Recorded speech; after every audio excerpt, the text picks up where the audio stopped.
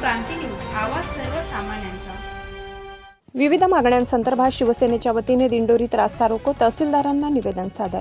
दिंडोरी येथे शिवसेनेच्या वतीने विविध मागण्यांसंदर्भात छत्रपती शिवाजी महाराज चौकात रास्ता रोको आंदोलन करण्यात आले। तालुक्यातील अवैध धंदे बंद करावे, धरणामधून सोडलेले पाणी तात्काळ बंद करावे, शेतकऱ्यांना शेतीसाठी दिवसा वीज पुरवठा करावा, शासकीय कार्यालयातील अधिकारी कर्मचाऱ्यांच्या मनमानी कारभाराला चाप बसावा आदींसह विविध मागण्यांचे निवेदन तहसीलदार मुकेश कांबळे यांना देण्यात आले।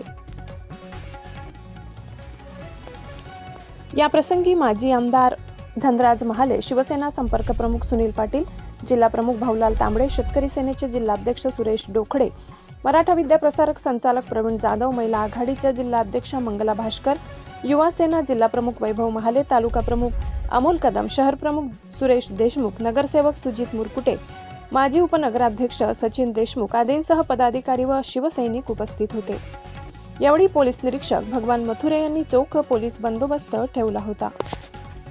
दिंडोरी येथे शिवसेना पक्षाच्या वतीने व सर्व शेतकरी बांधवांच्या सहकार्याने रस्ता रोकोचं आयोजन करण्यात आलं होतं। खरं तर तालुक्यातील रस्त्यांची आणि त्याचबरोबर वीज महामंडळ आणि गैरकानूनी धंदे, अवैध धंदे हे फार मोठ्या प्रमाणात तालुक्यामध्ये त्याची गेली निर्माण झालेली आहे आणि त्या विरोधात प्रशासनाला प्रश्न विचारण्यासाठी आजचा हा रास्ता रोको या ठिकाणी करण्यात आला।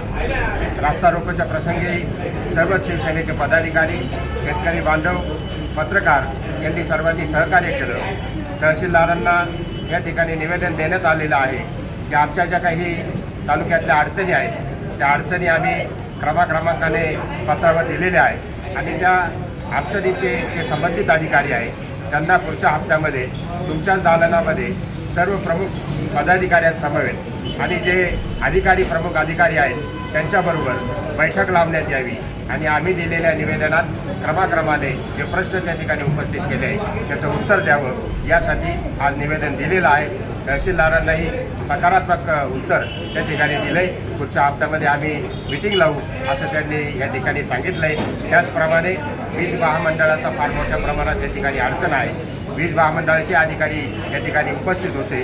पुढच्या हप्त्यामध्ये नाशिक रोड येथे कार्यकारी अभियंता वीज महामंडळ यांच्याकडे आमच्या सर्व शेतकऱ्यांसमवेत त्या ठिकाणी मीटिंग लावण्याचं आश्वासन त्या ठिकाणी दिलेलं आहे आणि ही सर्व आश्वासनं किंवा हे सर्व प्रश्न जर सुटले नाही तर पुढच्या काळामध्ये शेतकरी आणि सर्व जे काही आमचे दिंडोरीवासी आहेत यांच्या समवेत शिवसेना स्टाईलने मोठ्या संख्येने प्रशासनाच्या विरोधात या ठिकाणी आंदोलन उभं केलं जाईल असाही इशारा या ठिकाणी दिलेला आहे।